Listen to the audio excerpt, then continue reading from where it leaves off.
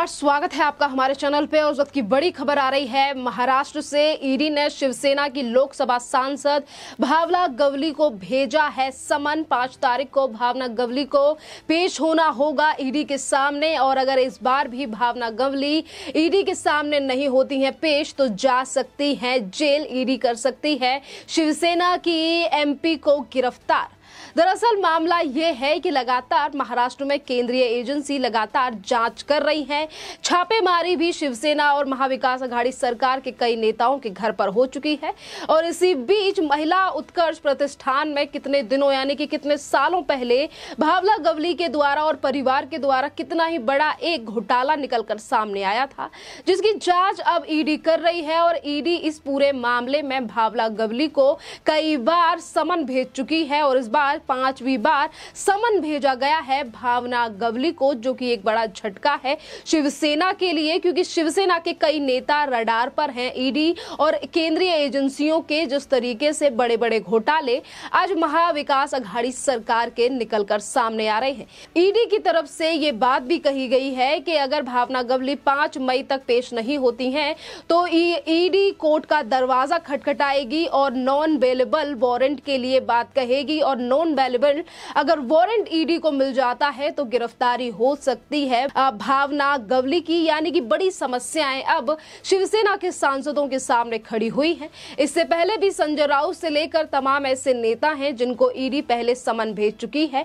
और ये जो मामला है ये लगातार 1 महीने 1 साल से चला आ रहा है, जिसमें ईडी जांच कर रही है। भावना गवली के कई परिवार के सदस्यों का नाम भी आया है। तो आपको बता दें कि इस घोटाले से जुड़े कई ऐसे लोग हैं जो कि भावना गवली से जुड़े हुए लोग हैं, उनको भी पहले ईडी समन भेज चुकी है, जिनका नाम है फारूक जबार। मोहम्मद शोएब को भी ईडी की तरफ से पहले समन भेजा गया था, पर उन लोगों ने भी ईडी के सामने पेश होने से मना कर दिया था। कहा हम 15 दिनों बाद पेश होंगे, अभी हमारे पास जरूरी काम है। और इसी तकनीक को अपनाती आ रही हैं अभी तक भावना गवली के। जितनी बार भी समन भेजा गया है वो बार बार पर ईडी को कोई ना कोई बहाना बनाकर सामने रख देती हैं, और अभी तक वो पेश नहीं हुई हैं। यानी कि कहीं ना कहीं जांच में सहयोग नहीं किया जा रहा है शिवसेना की सांसद की तरफ से, जो कि अब बड़ी मुश्किलें खड़ी कर सकता है भावना गवली के लिए। जिस तरीके से भारतीय जनता पार्टी ने भावना गवली के ऊपर 100 करोड़ रुपए के घोटाले का आरोप लगाया था, और ये आरोप लगाने वाले कोई और नहीं बल्कि भारतीय जनता पार्टी के नेता किरीट सोमैया थे, जिन्होंने खुलासा किया था कि कितने ही घोटाले हैं महाराष्ट्र में जिसमें भावना गवली का नाम है। और उसमें से एक था ये महिला उत्कर्ष प्रतिष्ठान, जिसमें किस तरीके से फंड रेज कर और फंड का इधर से हेराफेरी की गई थी भावना गवली और उनके परिवार के द्वारा। और आज अगर ये मामला खुलकर सामने आया है, ईडी इस पूरे मामले की जांच कर रही है, तो भावना गवली की मुश्किलें बढ़ती हुई नजर आ रही हैं, जो कि शिवसेना में काफी पुरानी नेता है, 5 साल से लगातार सांसद भी बनती आ रही हैं। तो अब देखना अहम ये रहेगा कि जहां एक तरफ केंद्रीय एजेंसी जांच घोटालों को लेकर महाराष्ट्र के एक से एक बड़े नेताओं की पोल पट्टी खोल रही है, तो इस पर संजय राउत से लेकर महाराष्ट्र के मुख्यमंत्री उद्धव ठाकरे की क्या टिप्पणी रहेगी। इसी के साथ हम आपको ये भी बता दें कि अभी तक बयान सामने नहीं आया है उद्धव ठाकरे या संजय राउत का इस पूरे मामले को लेकर कि वो इस पर क्या बयान देंगे। क्या फिर से एक बार संजय राउत ये कहने की कोशिश करेंगे कि हमारी सरकार को गिराने के लिए ये सारी चीजें की जा रही है, हमारी सरकार को निशाना बना रही है केंद्रीय एजेंसी। इसी के साथ हम आपको ये भी बता दें कि महिला उत्कर्ष प्रतिष्ठान के रूप में पहचाने जाने वाले ट्रस्ट के साथ उनके संबंधों और संबंधित लेन देन के बारे में गवली से पूछताछ करना चाहती है ईडी। इसीलिए कुछ दिन पहले भी 5 संस्थानों पर छापेमारी की गई थी भावना गवली के। और जो भावना गवली के सहयोगी हैं इस ट्रस्ट को लेकर, जिनका नाम है सैयद खान और शेर गुल खान, उनके सहयोगियों के माध्यम से किस तरीके से ट्रस्ट का पैसा जो है वो महिला उत्कर्ष प्रतिष्ठान को ट्रस्ट फंड को बिछाने के उद्देश्य में और जालसाजी और धोखाधड़ी के माध्यम से 8 कंपनियों का जो पैसा है किस तरीके से इसमें घोटाले सामने आए थे कि 8 कंपनियों से लेकर किस तरीके से एक तरफ ट्रस्ट। तो आपको बता दें कि जहां एक तरफ इस पूरे ट्रस्ट मामले को लेकर ईडी की तरफ से समन भेजा गया है, ये पहला मामला नहीं है। इससे पहले भी किस तरीके से भावना गवली ने अपनी ही मिलों को किस तरीके से कंपनी से एक तरफ जहां बैंक बैंक से लोन लेने की बात कही गई और अपनी ही कंपनी को ये कह दिया गया कि कंपनी दिवालिया हो गई है, मिल दिवालिया हो गया है और उस कंपनी को फिर से भावना गवली की तरफ से खरीद लिया गया था।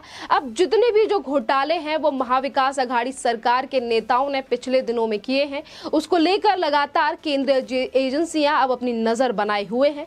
ये पहला नाम नहीं है कि इसमें शिवसेना की सांसद हैं या फिर लगातार इन्हीं टारगेट किया जा रहा है। इससे पहले महाराष्ट्र के डिप्टी सीएम अजीत पवार से लेकर शरद पवार के कई ऐसे करीबी हैं जिनके ऊपर भी केंद्रीय एजेंसियों की जांच जो है वो बैठ चुकी है। और अगर बात इस पूरे संदर्भ में की जाए महाविकास अघाड़ी सरकार की, तो नवाब मलिक भी इस समय जेल में है। और जेल की अगर बात की जाए तो उनके दाऊद से संबंध मिले थे कि किस तरीके से दाऊद के आदमी से, जो कि 1993 के बॉम्ब ब्लास्ट में एक्यूज था, उससे जमीन खरीदने का काम नवाब मलिक ने किया था। और आज उन्हीं चीजों को लेकर, उन्हीं आरोपों को लेकर आज नवाब मलिक सलाखों के पीछे हैं, जिसको लेकर भारतीय जनता पार्टी लगातार महाविकास अघाड़ी सरकार को निशाने पर रखती है। और महाराष्ट्र में आरोप प्रत्यारोप की राजनीति इन्हीं ठिरेड़ों को लेकर और इन्हीं आरोपों को लेकर लगातार जारी है। पर अगर हम 100 करोड़ की बात करें, जो कि खुलासा किया गया था भारतीय जनता पार्टी के नेता किरीट सोमैया की तरफ से, तो 100 करोड़ हो या 900 करोड़, ये तो आम बात सी हो गई है महाराष्ट्र में महाविकास अघाड़ी सरकार के नेताओं के लिए, जहां करोड़ों की संपत्ति को अटैच किया जाता है केंद्रीय एजेंसियों की तरफ से।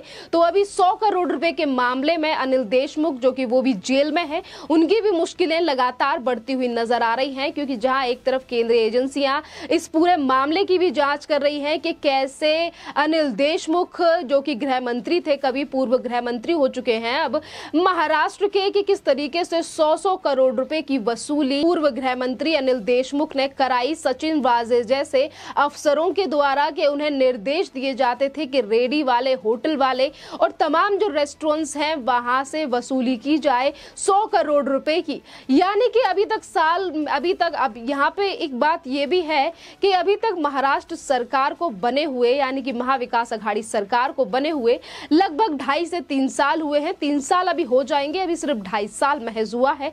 पर इतने ही 2.5 सालों में कितने बड़े नेता हैं जिनकी ये जो पोल पट्टी है वो खुलकर सामने आ रही है। केंद्रीय एजेंसियां अगर इस पूरे मामले को लेकर जांच करती है तो बार बार पर केंद्रीय एजेंसियों के ऊपर सवाल उठाए जाते हैं। कभी संजय राउत, जो कि शिवसेना के राज्यसभा सांसद हैं, वो अभद्र भाषा का इस्तेमाल तक करते हैं ईडी और केंद्रीय एजेंसियों के लिए, और कहते हैं कि ये तो केंद्र सरकार के कुत्ते हैं, ये तो इस तरीके से जांच कर रहे हैं, किस तरीके से ट्वीट किए जाते हैं जब केंद्रीय एजेंसियों की जांच महाविकास अघाड़ी सरकार के नेताओं तक पहुंचती है। तो अब देखना अहम ये रहेगा कि कितनी और मुश्किलें हैं जो बढ़ने वाली है महाविकास अघाड़ी सरकार के नेताओं की, क्योंकि जो घोटाले हुए हैं महाविकास अघाड़ी सरकार में पिछले दिनों में, जहां एक तरफ केंद्रीय एजेंसियां इस पूरे मामले को लेकर जांच कर रही हैं, तो वहीं बीजेपी के जो कई नेता हैं वो भी कई खुलासे करते रहते हैं। जिसमें अगर हम किरीट सोमैया के बाद अगर किसी नेता की बात करें जो कि इस तरीके के खुलासे करते हैं, तो वो है मोहित कंबोज, जो कि नवाब मलिक से लेकर महाविकास अघाड़ी सरकार के कई नेताओं के फर्जीवाड़ों को जनता के सामने रखते हैं, वो भी विद प्रूफ्स के साथ, जितने भी ट्वीट किए जाते हैं। और यही सवाल अभी उठाए गए थे मोहित कंबोज की तरफ से अभी कुछ दिन पहले कि किस तरीके से संजय राउत निर्दलीय सांसद नवनीत राणा को लेकर बड़े सवाल उठा रहे थे। और उन्होंने कहा था कि नवनीत राणा का संबंध जो है वो डी कंपनी से है, यूसुफ लकड़वाला से है। उन्होंने 2 करोड़ रुपए का जो फर्जीवाड़ा किया था उसमें से 80 लाख रुपए नवनीत राणा के पास हैं। पर वहीं किस तरीके से बीजेपी नेता मोहित कंबोज ने भी कई फोटोज को शेयर करके सवाल पूछा था संजय राउत से कि इन फोटोज के लिए संजय राउत क्या कहेंगे, जिसमें खुद एनसीपी के प्रमुख शरद पवार नजर आ रहे हैं यूसुफ लकड़वाला के साथ, जो कि डी कंपनी का एक मेंबर है और दाऊद इब्राहिम का गुर्गा है। यानी कि जितने भी सवाल आज महाविकास अघाड़ी सरकार की तरफ से उठाए जाते हैं, चाहे फिर वो बीजेपी को लेकर हो या केंद्रीय एजेंसियों को लेकर हो, जो भी आरोप लगाए जाते हैं महाविकास अघाड़ी सरकार की तरफ से, चाहे फिर वो बीजेपी के नेताओं के ऊपर हो या केंद्रीय एजेंसियों के ऊपर हो, तभी महाराष्ट्र के नेता हमेशा इस बात का जिक्र करते हैं कि अभी वो इस बात की पुष्टि नहीं कर सकते या फिर वो सोशल मीडिया पर ही इन बातों को सीमित रखते हैं। पर वहीं इस संदर्भ में बात की जाए कि किस तरीके से भारतीय जनता पार्टी के जो नेता हैं, अगर वो किसी चीज को लेकर खुलासा करते हैं तो वो तथ्य और प्रूफ के साथ लेकर सोशल मीडिया पर और कानूनी लड़ाई करने की बात की जाती है। और यही बड़ा कारण है कि आज महाविकास अघाड़ी सरकार है महाराष्ट्र में। शिवसेना, एनसीपी, कांग्रेस तीनों पार्टियां ही महाराष्ट्र में सत्ता है, पर उसके बावजूद भी आज केंद्रीय एजेंसियों की अगर रडार पे है कोई नेता तो वो महाविकास अघाड़ी सरकार के नेता हैं, क्योंकि घोटाले इतने ज्यादा हो चुके हैं इन सालों में कि केंद्रीय एजेंसियों की जांच से लगातार महाविकास अघाड़ी सरकार के नेता जो हैं वो बौखला जाते हैं जब भी किसी नेता या किसी सांसद के ऊपर जांच पहुंचती है केंद्रीय एजेंसियों की। खैर, इस टॉपिक पर आपका क्या कहना है आप हमें कमेंट करके जरूर बताइए। धन्यवाद।